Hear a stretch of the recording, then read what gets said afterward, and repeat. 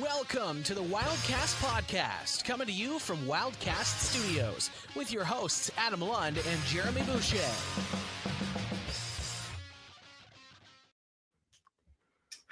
Welcome into Wildcast Studios on Rogers TV for another episode of the Wildcast podcast, your unofficial voice for all things Moncton Wildcats, presented by Alpha's Appliance Solution, the premier destination for all KitchenAid, Whirlpool, and Maytag appliances in Moncton.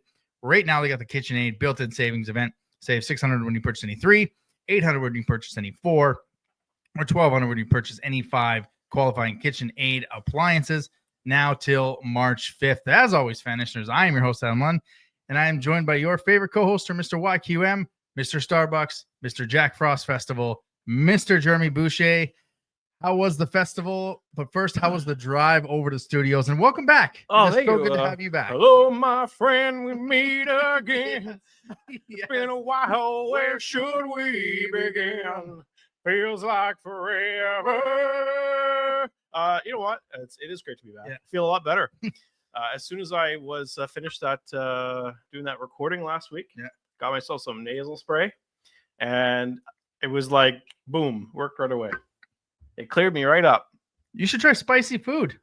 I do like spicy food Because Frank's Red Hot sauce. Put that on everything. you can buy like the Club Warehouse store there. Oh, yes. You can buy that by like the container of it. If you remember, folks, a couple weeks ago, Jeremy and Megan said they were going to buy us dinner, which they did get us dinner tonight from Yankee Sushi.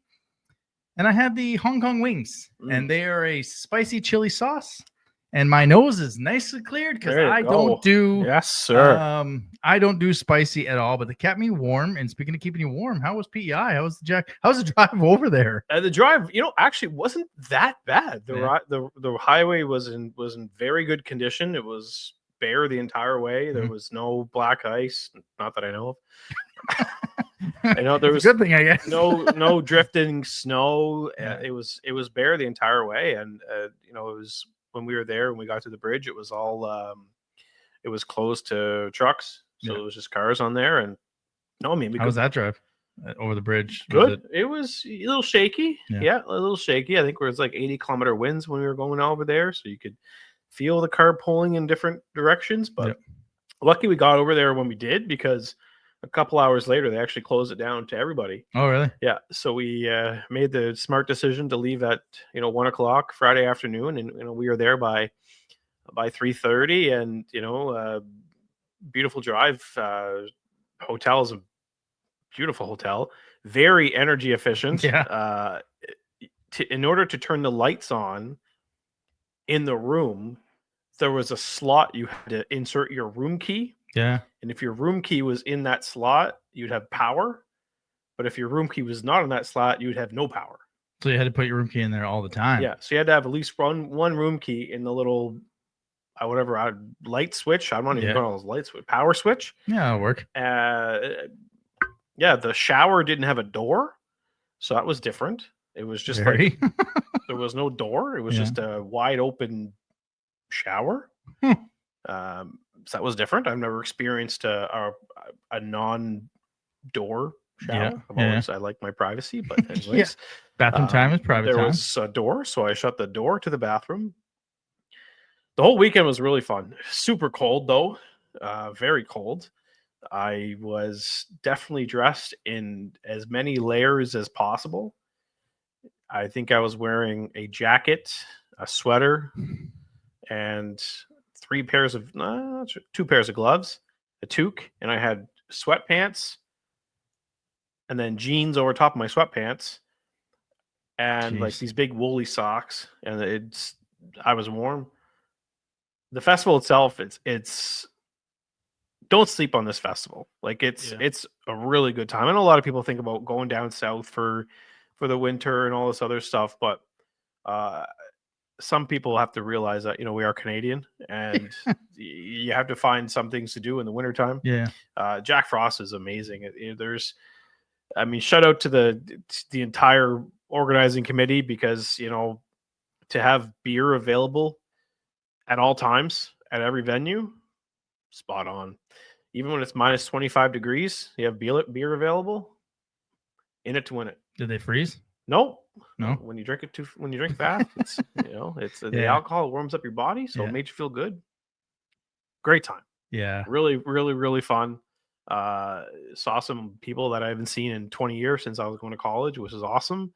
And yeah, got to show Megan and my daughter where I got drunk every weekend. Is it the same place you showed me where you got drunk when we went for dinner? When we went to the Islanders game. Oh, what was called used to be called the Velvet Underground. Yeah. Oh yeah. Right across the street from the. Yeah. I showed Yeah. that. It's now the beer garden. Yeah. Yeah. A lot of nights at the Dirty V. Spending time at the D, the dirt in Amherst, the Dirty V in Charlottetown. Dirty V, got Club D. Yeah. There's different. Like I know we went for that one game. I forget when I was saying November, probably early November. Yep. I was amazed at the new highway and all the roundabouts. My God, He really was. I forgot. I forgot about that. You don't realize it until you're actually behind the wheel. Yeah. And you're like, a roundabout. And there was a roundabout in the middle of nowhere to get to the ski hill on Saturday. And I'm like, no, PI loves roundabouts. Legit in the middle of nowhere. Like I like in my GPS, like in 300 meters, take a slight right. Well, hello, there's suddenly a roundabout and it doesn't tell you. It's like, okay, I'm assuming slight left means third exit, could go all the way around. But honestly, it was so much fun. Yeah. Kids had a great time.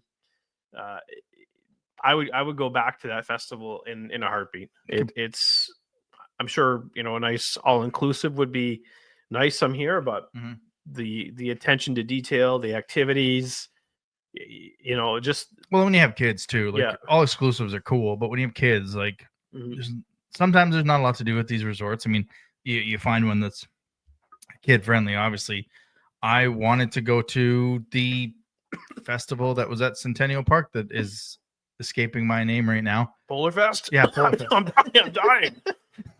Yeah. Sorry, choking on your coffee here. Wanted to go to Polar. Make a good cup. Thank you. Wanted to go to Polar Fest. Was talking about it with Layla just to take Kiva because you kind of start to don't do a lot as you get older. You just rather be in the house, and so now that we got a kid, we're like we can do things. We can go to activities. We weren't going to that. That's too cold. She's too little, but Dobson was at the Inflated Fest. Just there are events to do. I know Scotty from Scotty and Tony's was in Alberta. It's making me miss it like that much. Yeah. Like going tubing down the hill. I was like, you could tube down the hill? Yeah. I was like, yeah, I showed you that. I'm like, why didn't we do it? But and then he went sled dogging and I mean going down south is cool, but with the climate world right now, we have a beautiful country. Yeah, go out and explore it. Yeah, 100%. I never would have moved here if I hadn't have come out here for a holiday. Like if Layla didn't want to come out here to show me where she used to live instead of us going down, even when she said, let's go, I want to take you out east. I was like, yeah, but I can't change my money. Like if I'm paying for the flights and everything, I want to change my money. I want to be somewhere warm. Yep. No, if I had never come out here, I wouldn't have moved here. But it's I'm glad you made it over and made it back and had a good time. You warmed up a bit. You're good. Yeah. The pool. It's amazing how many layers you get on. The wind finds a way to get into. Oh yeah, 100%. But that's the hotel had an amazing hot tub. Yeah. And I think every day we got home, we just went in the hot tub just to warm up. And you were in there for 10 minutes, and you're just body temperatures right back up. Does your stick tap have anything to do with Jack Frost Fest? Yes, it does. Yeah. Okay, never mind then. Yeah. I'll wait. Maybe. And Kiva's now 3 weeks old as of Monday, which is crazy to think. And I sent it to you, but her calm down song is Super Bass from Nicki Minaj. It's such a good song. And she was just kind of fussing a little bit. And Layla was like, what? Like, do you want music? Do you want this? Like, what do you want? Do you want us to read a book? And I was just scrolling through Spotify to find another song. And I'm like, oh, Super Bass. Because we were talking about Firework and Super Bass being some bangers back in the day. And so I was trying to listen to it on the way home and put it on. And for whatever reason, that kid just kind of calms down when Super Bass hits her eardrums. So, but yeah, we had a nice, calm, easy family day weekend sitting in the house watching the Scotties. There you go. Curling. Watching the Scotties. Lawn ice bowling, as Avery calls it. Ice bowling. Ice bowling. I don't hate it. I don't hate it. We also watched some Four Nations. I wasn't going to be as into this tournament. I was like, middle of the year tournament. Are they going to play? Or is it going to be like a half all-star where they're not?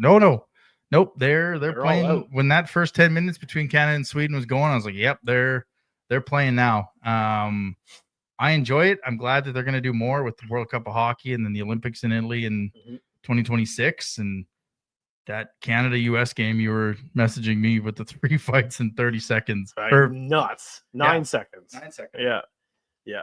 It was, I think I just wrapped up watching the Wildcats. Yeah. And I just literally, I think the Wildcats game ended and then the Canada game ended, started right then. I was like, perfect timing. And I was like, oh, right off the drop, there's a fight. I'm like, oh, this is crazy. This is awesome.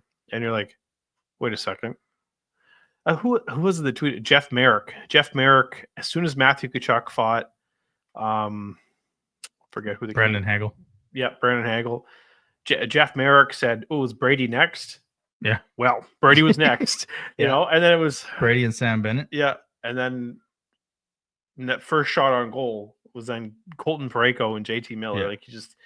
It settled down after that, but man, what a start with especially with George St. Pierre and the crowd. That was something else. And it's funny if you go look at the box score, the penalties in the first period, 19-17 for Canada and US, then nothing in the second and third. And it was good. It was good hockey. I was walking from the media booth to the stairs that we take to go downstairs to do interviews, and one of the suites up there had the game on, and as I walked by, it caught my eye, and it was Brady Tkachuk and Sam Bennett fighting it. So I stopped. I looked.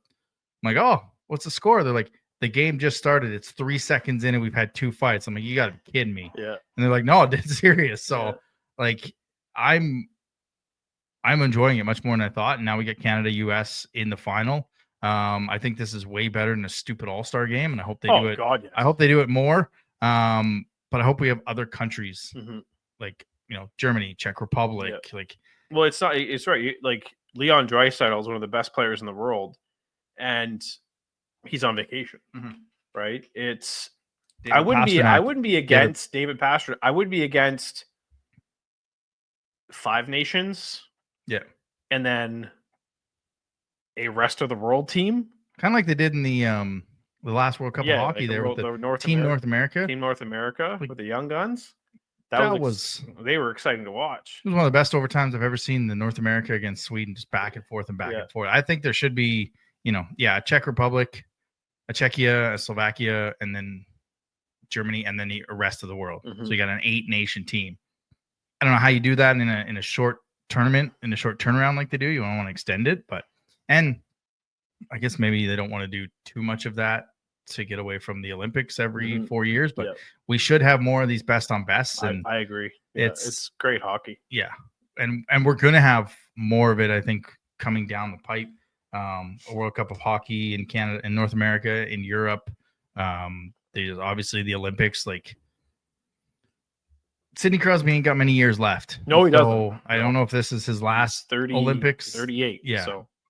And you can just tell the pride they have playing with him and everything. So I would love to see him get one more crack at the Olympics. Yeah.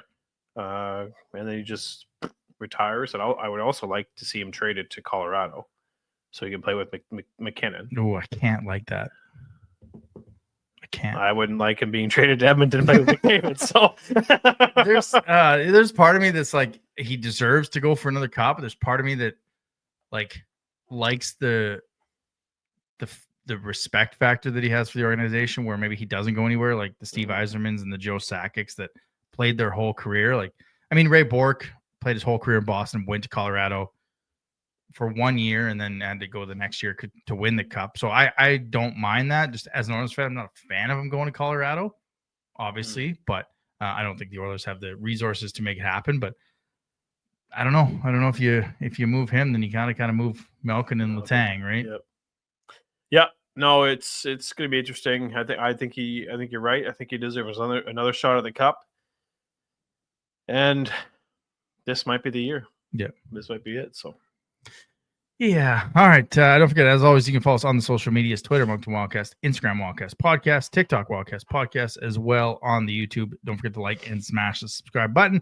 Lets us know you like what we're doing, and click the little bell so you don't miss any of the podcast post games as we get into the playoff season. Quick question for you, sir. Quick question. Yeah. 14 to 15 games left in this season, which is crazy to think. Which playoff race are you most excited to kind of pay attention to? Yeah, there's a few. There are a few. You've got the whole. I'm just getting the standings here. You got the whole Eastern Conference, the battle for second. Blainville 64, Rennes 64, Shawinigan 63, Sherbrooke 62. The Charlottetown Islanders, 1 point behind Bathurst. They flip-flopped over the holiday weekend. Baie-Comeau is only 1 point up on Cape Breton. Chicoutimi 6 and 7 points up over Baie-Comeau, Cape Breton, and then you got ours where we're 7 points up on, or 5 points up on Rimouski. I'll let you go first on which one you're excited on most following down the stretch. I think it's the battle between, Cape Breton and Baie-Comeau and Chicoutimi. For third, fourth, and fifth. Cape Breton wants to get that home ice advantage in the first round, and at this point they're only 1 point behind Baie-Comeau, and with a favorable schedule, very favorable. So I think realistically you might see Cape Breton get into that fourth spot for sure, and they very well could catch Chicoutimi. They got a game in hand. But it's just going to be such a matchup. And Cape Breton has Baie-Comeau and Chicoutimi March 8th and 9th back to back. But you also have to look at Charlottetown. Like they're one of the hottest teams in the league right now. Mm-hmm. So if you're looking at a first round, maybe an upset, you got to keep an eye on Charlottetown. Right now, they're lined up to take on Rimouski. Yep. In first round, and that would be an interesting series.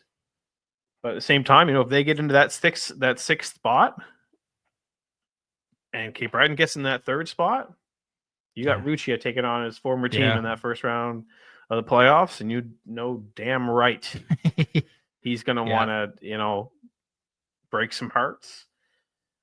That's that battle for 3, 4, and 5 in the East is something that I think we're going to be watching until the that last game of the season. Yeah, I think for me it's Charlottetown. It's the race and we talked about it last week when we didn't want to talk about our side on that Saturday game. They're 8-2 right now. They're one of the hottest teams. It's them and Rimouski, both at 8-2. As two of the hottest teams, and they could face off in round one. And if there's a team that, could potentially slow down a juggernaut like Rimouski in a playoff series, in a physical playoff series, it's probably Charlottetown. And, we'll have to see the status of Ross Campbell. Unfortunate incident there in a fight against Bathurst, but because he's kind of driving that team, and we'll talk about him in a few minutes. Look, I said there was a potential they can catch Chicoutimi, and what are they? 13 points now, so it's probably not going to happen. But there's a chance they could get home ice advantage, and in a small rink like that, if you continue to win and get hot now, the fans will just keep showing up in that first round, and that can be a loud building when it's full. Yeah. You could say, the race for first in the East is on as well. I think at this point, Moncton just has to take care of business. Yeah. And not worry, because Rimouski's, by the looks of it, they're not going to lose much, the rest of the way. They got a 4-game series coming up against Baie-Comeau now. Yeah. So, if you want to get help, but you also want to take care of business, I'd rather them win the conference taking care of their own business than getting help. Yeah. It just looks better. They clinched their playoff spot after a loss. That seems to be the case every year. I want to see them lock down. Look, it's not going to happen next weekend. It's not going to happen. The first week of March. It's probably going to come down to, I wouldn't say the last week, not the last weekend, but the last week of the season at this point. And they just have to take care of their business. I think if Moncton, you said they've got what, 14 games left. Moncton? Yeah. I mean, if you win 10, you're pretty much locking it in. Yeah. You know, it's 10, 12 wins for sure will lock it in. So it's just take care of your own business and you know, don't be looking down and at Rimouski. And I know they got a matchup. There's a big matchup coming up in Rimouski. So that's going to be that could be a deciding factor. You know, that could very well be when it's decided. Yeah. If it's, you know, mathematically it might not be decided then, but that's 4 points if you don't get that one. Yeah. Like you now have to split the season series. And again, we didn't have Pekarchuk in that one, and hopefully we'll have Smith back in that one, and kind of everything will kind of settle in. I think it was one of Gill's first couple games, so he wasn't quite settled. But you look at Rimouski's schedule; they got literal 4-game series against Baie-Comeau, 2 at home, 2 on the road. So if you're Cape Breton, you're hoping for Rimouski. If you're us, you're hoping for Baie-Comeau in that. But you look at Rimouski's schedule; they got those 4. They got Moncton, they got Charlottetown, Sherbrooke. They don't get a quote unquote easy game till Gatineau. And then they got Shawinigan again in a playoff series or a playoff spot, and who's fighting for a playoff spot, and then Quebec to finish out the season. So they've only got 3 games against teams that are almost on the outskirt of the playoffs, where a lot of other teams have a little bit of an easier schedule ahead. But this is what you want. It's what you want. This is what we talked about all year, the parity in this league. I mean, Drummondville looked like they were running away with it, and their last 10, they're 5-3, and all of a sudden they've got Blainville kind of nipping at their heels a little bit. Randus, Shawinigan, Sherbrooke, all in that spot right there. And I mean, we might actually get a first round of good series. Yeah, that's what I'm looking forward to. Okay, maybe not the Western Conference, the Drummondville, St. John, and either Blainville, Rouen, Shawinigan, or Sherbrooke against Halifax. Probably not, but for the most part, you're probably going to get good series. And I mean, Halifax, depending who they get, Diamond could steal that first round series in the Western Conference. Maybe not steal the series, but steal a couple games to make it tougher. Yeah, cause some headaches, and but. Yeah, it's going to be an exciting finish. Yeah. That's just how it is right now. There's, you can, if you don't show up for a game, you could be feeling it, towards the end of the season. So it's time to buckle down and, like I said, take care of your own business and don't rely on anybody else. That's exactly what happened on Saturday. Rimouski won earlier. I'm like, all right, now we got to win. Yeah. Right. And then Rimouski won yesterday. I'm like, all right, we got to win on Monday. Take care of business. Like every time they win, we got to win. We can't allow them to get any closer, because you don't want that game on March 8th to be 2 teams tied atop the Eastern Conference, and that just continues to propel them. So, all right, let's get to some news and notes from around the queue. News and notes from around the queue. News and notes from around the queue presented by Integrity Lawn Care. Check them out on Instagram or give them a call, 506-866-8218, or email them at integrityLawnCare@hotmail.com. Probably not going to thinking about lawn care right now, but you know what? You can kind of get set up and see what they do and get ready for the springtime. We have a new trophy name. The Rookie of the Year trophy will now be named the Sidney Crosby Trophy. And I was like, why would he be the Rookie of the Year? Why wouldn't he be the MVP and then I read on his rookie season. I'm like, that would make sense on why he was the he was pretty good. He was pretty good. Seems to have a good career going. The QMJHL also announced the winner of the Gervais Munger Award for academic perseverance, presented annually to a player of QMJHL's teams who has distinguished himself through the efforts and perseverance in school. It includes a $500 scholarship to the QMJHL Foundation and a commemorative plaque. The representative for the Wildcats is Julius Sumpf. Oh, such a nerd. Who is a big fan of the Pita Pit. Yeah, big Pita Pit guy. Yeah. Big Pita Pit guy? Depends what it is. Yeah. Yeah. The old buffalo chicken with extra meat, but the extra meat is the spicy black bean. Yeah. So it's extra spicy. Ooh. That'll clear you up. I bet that will. I, as you can tell, am not one of those. Spicy, as we heard, a little bit A little bit before, your QMJHL player of the week, because we don't have a team of the week, is Ross Campbell. He's been lighting it up and trying to find out where his stats are. Scored 5 times and added 3 assists as the Islanders went 2-0 on the weekend. Can we add any more to that? Did he have any more points in this one? Mute that. Well, this will be the Monday's game, right? Yeah. No, I didn't have any more points on Monday. So that's probably why they put it out after the game. Jesus. I hit the mute button on that every time. That's why the mute button was on when we started the show. You're killing me. I know. Don't worry. I got me too. So yeah, Ross Campbell was the QMJHL player of the week. We don't have team of the week. That'll probably be out on Tuesday. So the Jeremy Boucher. We do have a team of the week. Team of the week is not now the Q team. Yeah, not the Q team. The Boucher Q team of the week. What's up? What's up? My name is Enzo Amore, and I am certified chief and bona fide stud, and you can't teach that.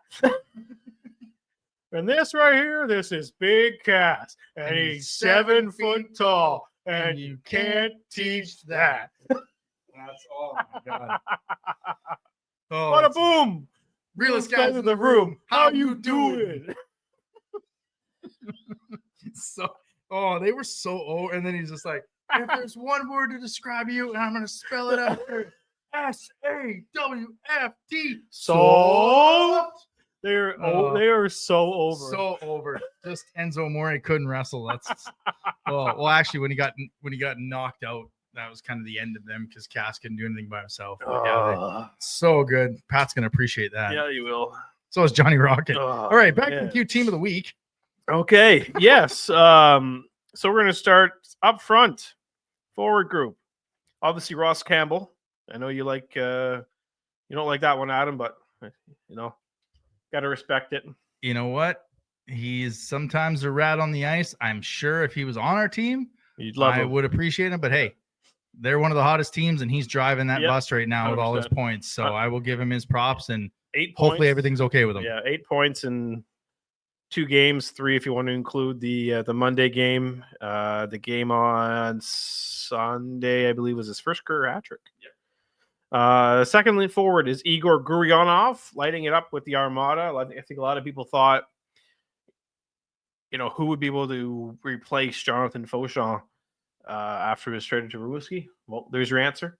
Him and Justin Carbonneau seem to have some really good chemistry, and they're taking care of business there in Blainville. And then, of course, JP, Justin Poirier, back-to-back 40-goal seasons.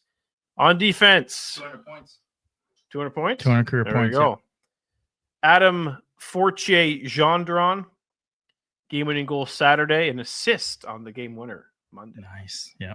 And I checked, and that wasn't his first career game-winning goal. He had 2 last year. Did you know that? I did not, and I would not have pegged him to have 2. 2 game-winning goals last season. But Beauty shot on that one. This is his first this season. And Connor Sturgeon, Moncton Flyers alumni. Yeah. Healthy scratch since January 3rd, and stepped into the lineup Saturday and Sunday against Chicoutimi for his first game in a month and a half. Nice. We talked about it. Ultimate teammate. Ultimate teammate, because any other player would be complaining their little things off and wanting to trade and get me out of town. I want to play, blah, blah, blah, blah, blah. No, not Connor Sturgeon. Probably just wants to be around the guys and probably wants a shot at winning a Memorial Cup. It's amazing how if this team wasn't hosting, probably a different situation. But when they're hosting, he's like, you know what? I'm good with it. Yeah, I'm good with it. Because he's probably going to be a top 4 guy on their team next year. Yep. And speaking of Rimouski, William Lasselle is my goalie. 25 wins on the season already. 11-2 in 2025.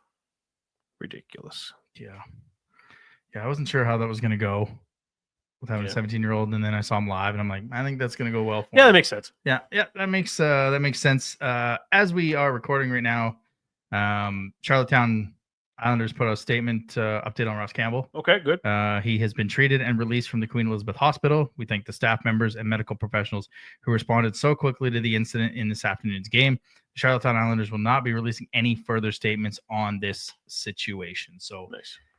If you saw it, you know what happened. We're not going to share it, but it was a scary incident, and good to see that he is been released. Good team of the week, sir. Thank you so much. Appreciate it. Let's get to our team. Always here to please the people. I'm working on an intro for you. Yeah. For that, yeah. It might be an Enzo Amore.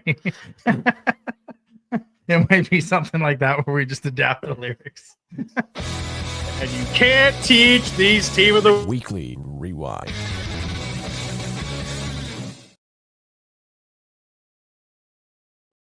Oh, the Moncton Wildcats go 3-0 over the weekend, bringing the record to 41-9-2 for 84 points.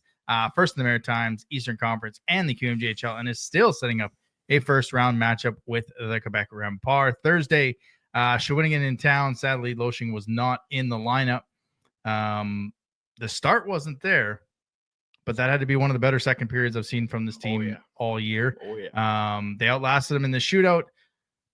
Probably, I would say, not Rudy's best game. And the first two goals, he was letting rebounds that just were happening go right onto their stick and banging in the wide open net. So, but I mean, 38 shots. Yeah, 38 shots. He stopped 34 of them, and including 2 or 3 in the shootout. And that Denway goal was just a thing of beauty on the shootout. But again, not the great start, but finally we saw a second period where you felt good about it.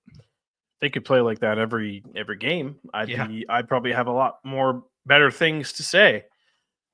Yeah, honestly, I can't even remember this game because it just seems like it was so long ago. But yeah, the shootout goal by Denway, I think Fernandez is still looking for his jockstrap. Yeah. That was pretty. The Lucky Cote one where it just spins and it goes off a foot. That one was in there. Take whatever we can get. Good to be lucky to be good. Yeah, but no, it was unfortunate that Loshing didn't play. I think a lot of us were hoping that he was going to be in the lineup. Yeah, but no, he got his standing ovation, got his video tribute.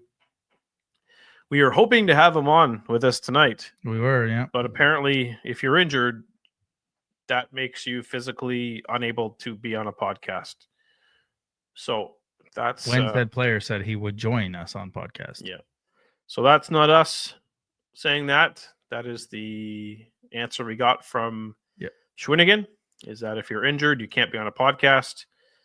Apparently, that means he broke his jaw. So that's the injury report on Johan Loshing, is that he just can't talk, which is why he can't be on a podcast. And it looks like he didn't play the whole road trip. So, yeah. I mean, and that broken jaw, you can't. You can't. Can't communicate with your teammates with a broken jaw.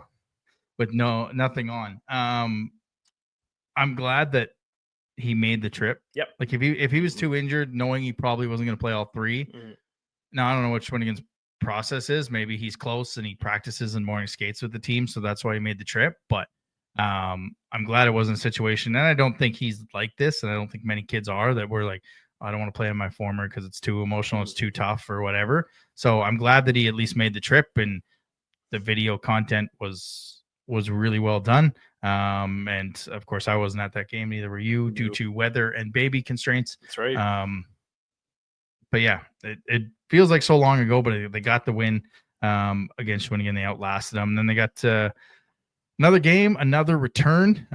This time it was Jacob Steinman on Saturday. The Mooseheads, the Wildcats were ready for this. They, for a lot of the times we talked about needing starts, they came outshot them 19-4, I think, in the first period or something like that.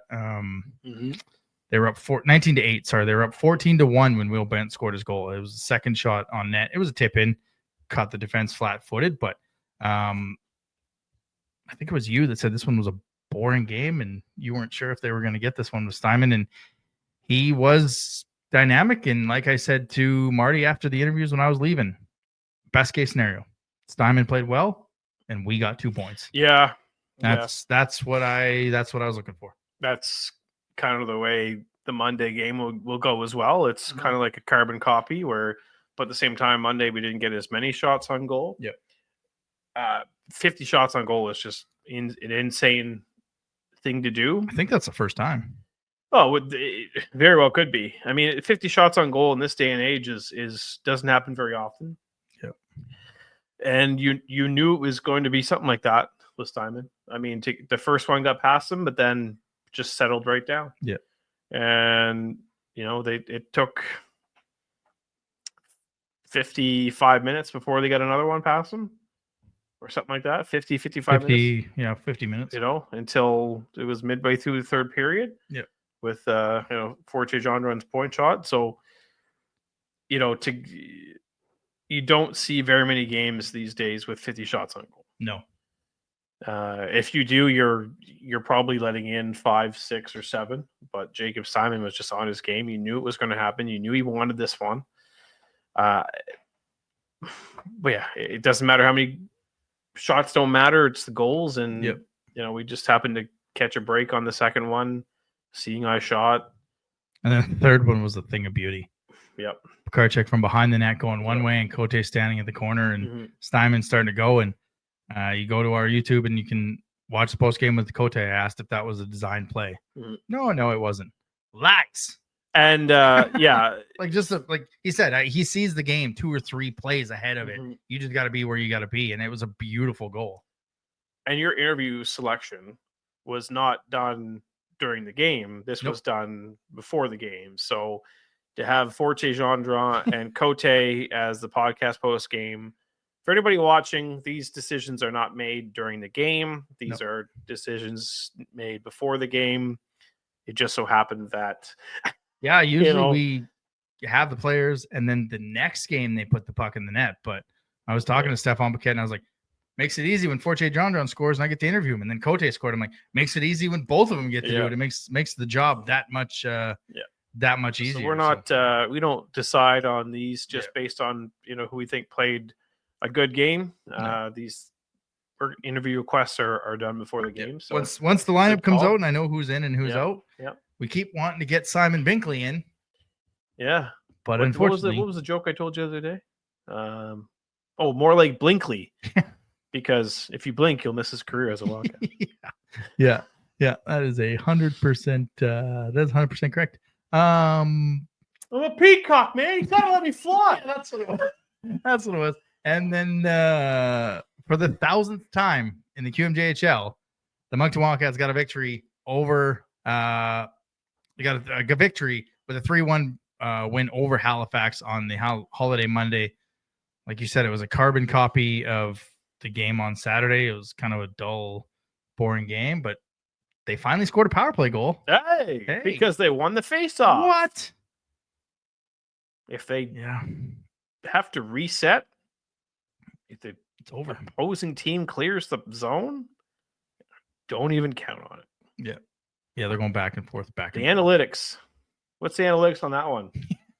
Scoring a power play goal after the ensuing faceoff.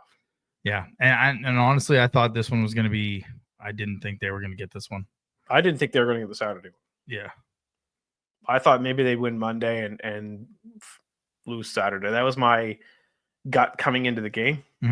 But no, it's good they got both. I honestly, considering the 50 shots on Saturday, there was a lot from the outside. Oh, there was not a lot of Halifax was not dangerous shots. Halifax was doing a good job of covering up the middle. And I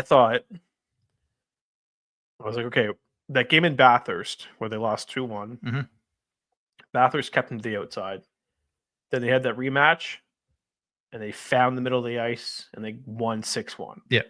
That's what I thought this game today was going to be like. Moncton would make the adjustments, get to the inside, and get a bunch past Simon. But no, it was actually Halifax that had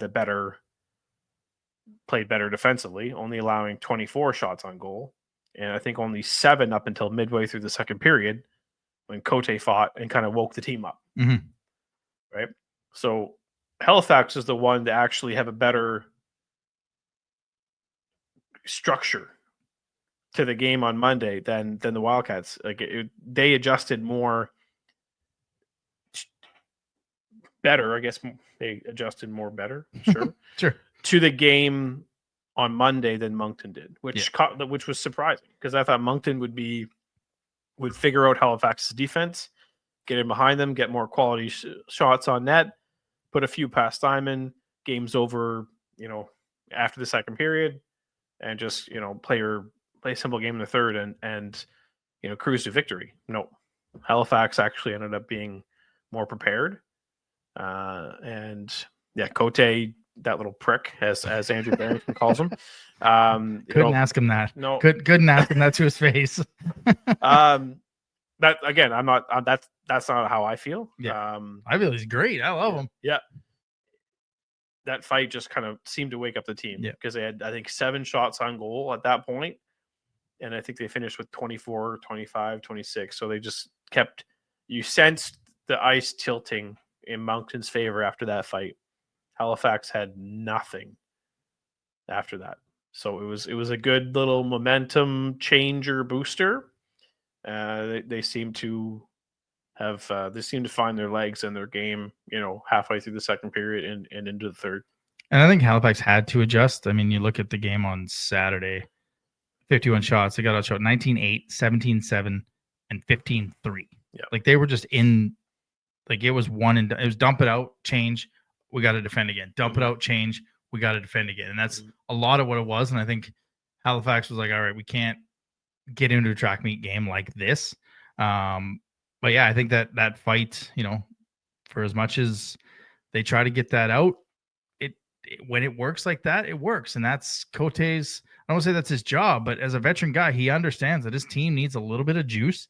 He got that fight at 7-11 in the second period, and 7 minutes later, they got a power play goal on one of the tripping penalties. So yeah, you're right. It was a game where Halifax kind of knew they had to be a little bit better structurally so that they didn't get hemmed in a whole lot. And that's exactly what they did. And I like the fact that we've moved the top 6 around to try and get a little bit more scoring. I love the fact that Cote can jump up there, play. But I kind of want to go back to the defensive group that we had, where we had McKinnon and Johansson, and I think Moran and Gill. I think Moran and McKinnon have not been as sharp as I think I would like them to be. And I think I want to go back to McKinnon and Johansson. Those two as a pair were towers of power, if you will,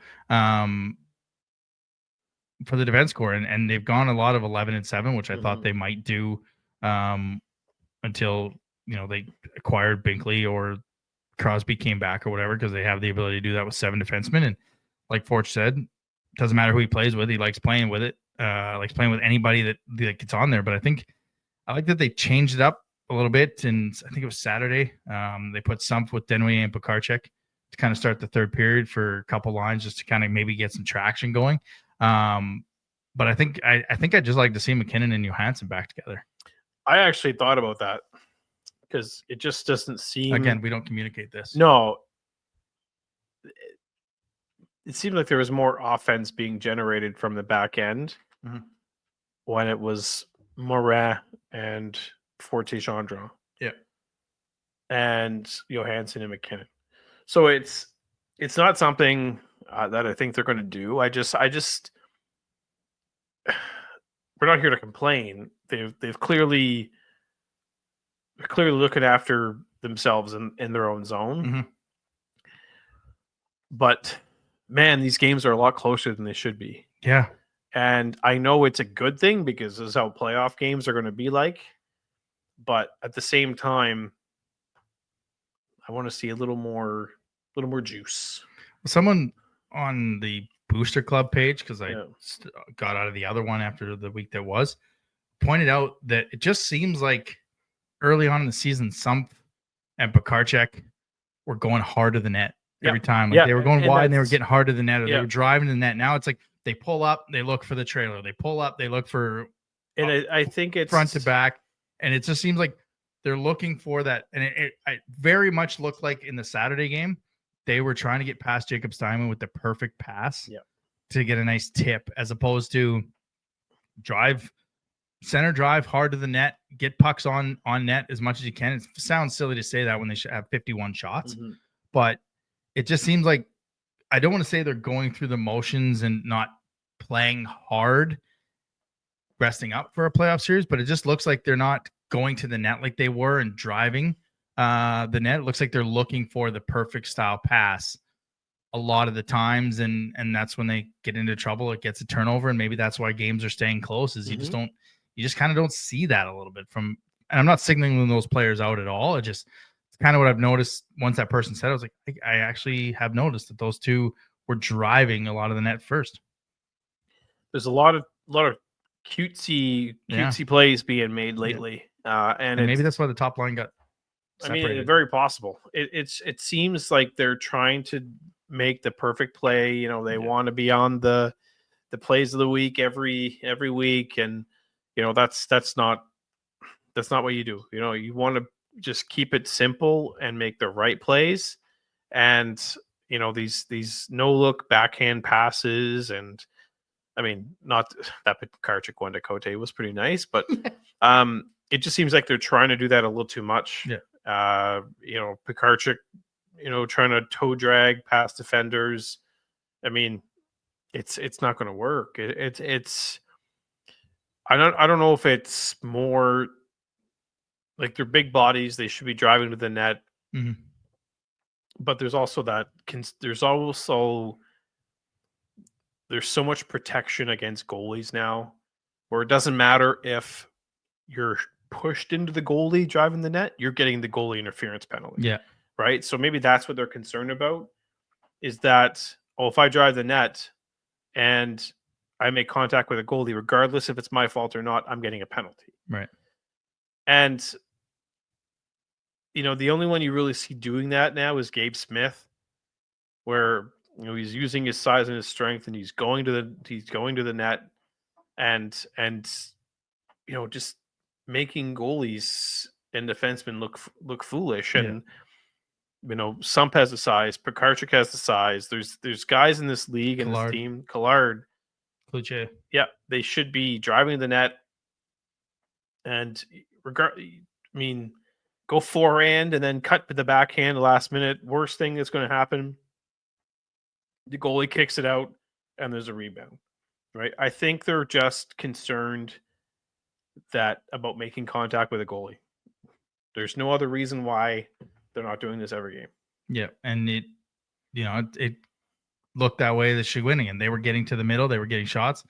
The rebound was being kicked out, and it's on Tournier's stick, and he's got a wide open net. Yeah, like it just seems like, again, they're trying to get too cute some of the times, and it hasn't come back to backfire yet, where they try to get too cute and it goes back the other way on a 3-on-1 or something like that. But that could eventually happen. And you know, we talked about it coming, that we were going to talk about on this show, and that's talked about putting a guy in a bumper spot for a power play. But do you start putting other guys on the power play?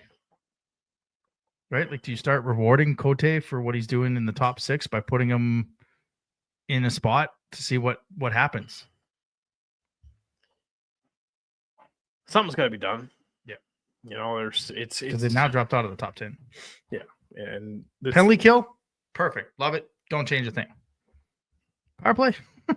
It's I don't know what's going on. It's just, honestly, if they win the face-off, they're fine. Yeah. But as soon as the opposition team gets the puck and clear the zone, they are clueless as to what to do as soon as they get back into the zone. It's the zone. Yeah, it's the zone entry, whether it's the back pass or they try to fire it in and they lose a puck battle, and they get caught trying to make cute passes around that umbrella. As soon as it's out and they have to do a zone entry and set up, they don't know what to do. No. It seems pretty simple to me, but it also seems like something they've had trouble with for a few weeks now. Yeah. I don't know what's going on, but hey, that could be an adjustment for this week. Well, they're 1-7 on the weekend. And what, like the past 20 games?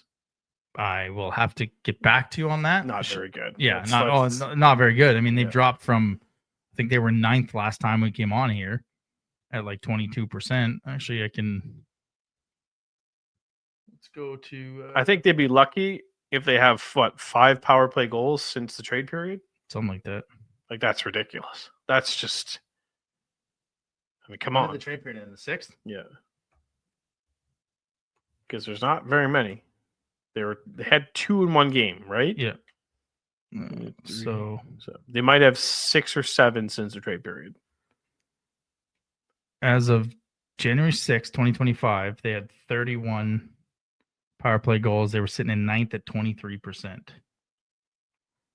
So what do they got now? What do we got? 02, 17. This does not include today's game, so we can add 1 goal. But Adam's got his math book out here. Got my math book / my computer stat thing that calculator.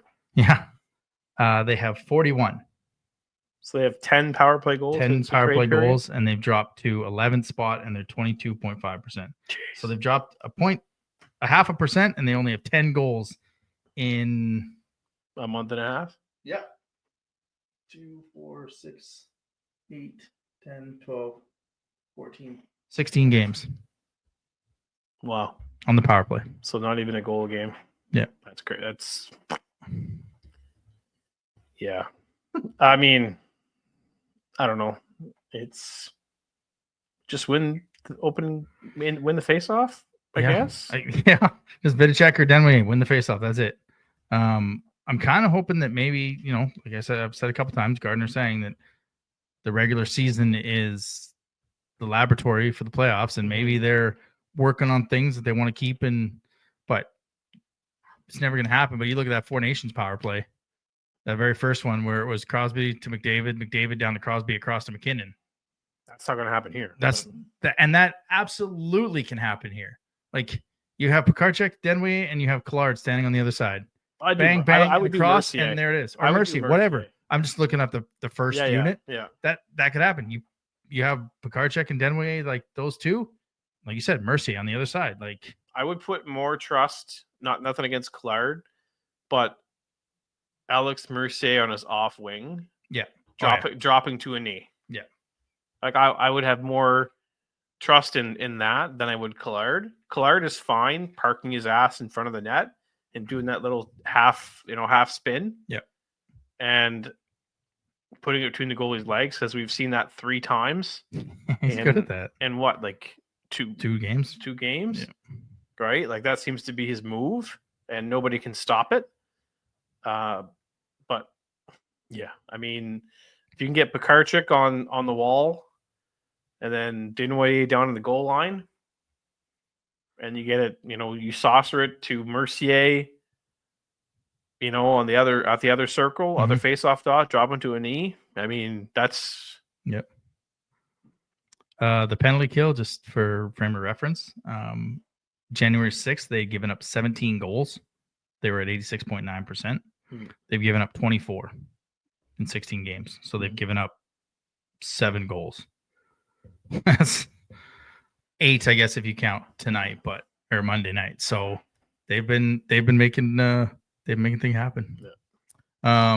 Going back to that Shawinigan game, the play of the game and why we won that game was Denway's back check. Absolutely. That breakaway. I just remembered that breakaway. And I don't know if the guy thought he was going to try and lift his stick, but he picked his stick up at the wrong time. And Denway with a clean sweep was just absolutely. I mean, he would have caught him. Yeah, he was there. But the fact that he picked up his stick thinking he was going to, and he was able to slide and get rid of it, that's your TSN turning point. # not a sponsor. And the reason they won the hockey game. Before we get to everyone's favorite part of the show, sir. The first win, the Moncton Wildcats, a 9-6 victory over Victoriaville in 1996. It says 12 a.m., but obviously that's not the right time because you were there. You wouldn't have been there for that. That's correct. Do you remember who scored the very first goal in the Moncton Coliseum? You told me this before, didn't you? Nope. I told you the kicking penalty. The kicking penalty. Christian Daigle got only 2 minutes for kicking someone in 1996, which I think is hilarious. First goal in Wildcats history? At home, yeah. At home? At home, the very first one.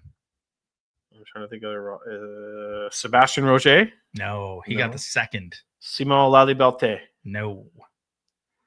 This guy scored 2 goals on the night. That night, yeah. 2 goals. This is 1996? Yep. Who else was on that team? I don't know. Do you want me to rip through the names that were on the team? No, you just tell me. Vincent Dion. Vincent Dion. Of course it was him. Two goals. Yeah, he scored the first one No 3 way. minutes and 26 seconds into the game. And the crowd went wild. Yeah. 44 shots for Victoriaville, 28 for Moncton. And Moncton got a 9-6 victory. Yeah. It's JF Damphus, 44 saves, 6 goals against. Jonathan Pelche Matthew Guérin played 34 minutes, let in 6 goals. Jonathan Pelche let in 3 goals on 10 shots. Garon was pretty good. Yeah, he was actually pretty good. But yeah, first win, game 12, September 22nd, 1996. Jeez, September 26th. Wow. Yeah. Huh.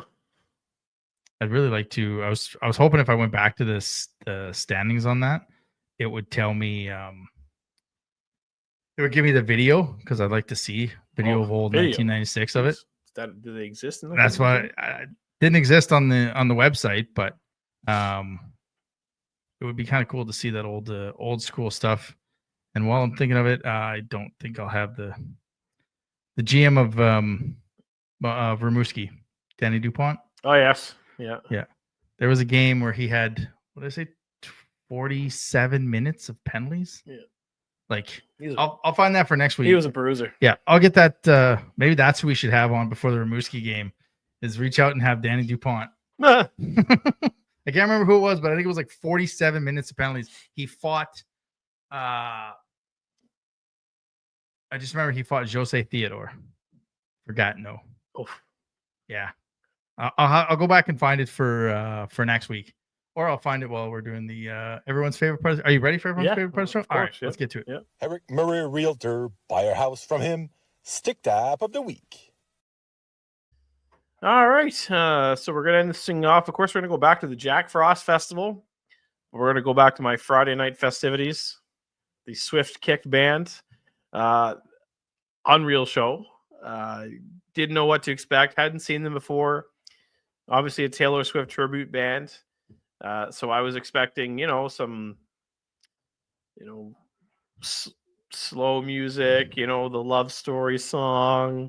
But no, this is like full on rock and roll. Really? Taylor Swift. Like, I think you would enjoy this. Nice. Because it's like all her songs are slow songs or into like a rock and roll, like not heavy metal, but like big ass, like guitar, electric guitar, drums, the whole thing. The singer is unbelievable. From my understanding is they are more of a pub band. This was more of a kids show. Mm-hmm. I've never seen so many little tiny Swifties in my entire life.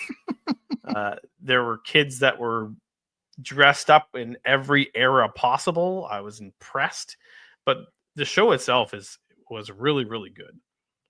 I didn't know there was going to be a bar, so I enjoyed myself, obviously. Yep. But it was great for the uncomfortable dads as well, because you saw them all hanging out in the back of the room.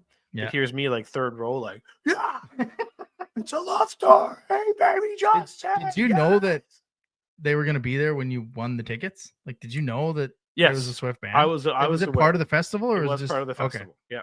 So it was at the Delta Prince Edward, and my understanding is they played. Yeah, they've played at the Tide and Boar here in town, and as like a 19 plus show, and it was a really good show, and like the singer, I don't know what her name is, but unbelievable, so good.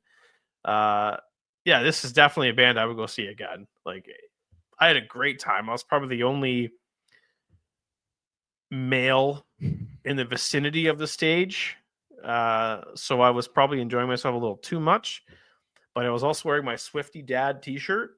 Yeah. And I got a couple points from the singer, so I was like, what's up? That'll work. And I knew a couple people really appreciated the shirt as well. So no, I can't say enough about the Jack Frost Festival. It was a tremendous time, and if you got young kids and you need something to do next winter, this is probably something for you to look into. And I don't know what else to say. It was a great time. Band was awesome. And looking forward to doing it again. The Stick Tap of the Week, sponsored by Eric Murray Real Estate with the Remax Avante team. If you're looking to buy or sell a home in the Greater Moncton or surrounding area, make sure to check him out on social media or give him a call at 506-863-8802. So that was not what I thought you were going to go with for the Jack Frost Festival. No? I thought you were going to give a shout out to the DJ who played fireworks during the fireworks. I thought you were gonna give props to the DJ. That's what I was going to ask you, but that was actually just well planned and just perfect scenario where you play Katy Perry's Firework as the fireworks are going on in the background. Did you watch that from your hotel room or outside? That was outside. Oh, okay. With like minus 30 degrees. Yeah. Oh. Sure, Did you see anything from your hotel room on the Frost Festival, or were you kind of away from it? No, we were right downtown, but you couldn't see anything. The ski hill was like 30 minutes away. So we had to drive there, obviously. Yeah. Frosty Funland, as they called it, was inside the Delta Hotel. Snowtopia was at the ski hill. Frosty Funland was at the Delta. There was Sleigh Bell Boulevard, so there's like you could take like horse sleigh rides. Yeah. That was fun. Fireworks. There was like ice sculpting. Nice. Yeah, there was maple taffy. There was a bunch of stuff. It was a really good time. Nice. All right, that brings us to Wildcast Wildcat of the Week, presented by Rosemary Lynn Massage and Spa. Right now, the teeth whitening is available for booking. Starts at $85. 3 15-minute sessions are included with your service. Add another $15 for only $20. Don't forget, they also have the loyalty card. Buy 9 spa services, get 1 free. Call them at 506-830-1224 or visit them at 1224 Mountain Road, as they are now accepting new clients. Well, what a week for this player. He was given the ball. He ran with it. 3 starts, 3 wins. He's improved his record to 10-0 on the season. I'll be honest with you. I don't think he should come out of the net until he loses a game. I think you just keep running with a hot goaltender. The team's playing well in front of him. His save percentages this month, 1,000. He had the 1 shutout, 950, 895 against Shawinigan. They ended up winning anyways, 944, 944. So he's right now on the season, 10-0, 177 goals, 1.77 goals against average, and a 940 save percentage. It's his net. Russo is the backup. He can continue to be the backup until Rudy loses. Wait till he's 100% healthy. The Wildcat of the Week is number 25, Rudy Guimont. And while you were doing the stick tap and stuff, I found Danny Dupont. Oh, yes. He was not a member of the Moncton Wildcats. Alpines. He was a member of the Moncton Alpines against Hull in a 13-4 loss at the Moncton Coliseum. A lot of those in the Alpines. Yeah. He had 0 goals, 0 assists, and 47 penalty minutes. Nice. I just lost it. Now I gotta go find it again.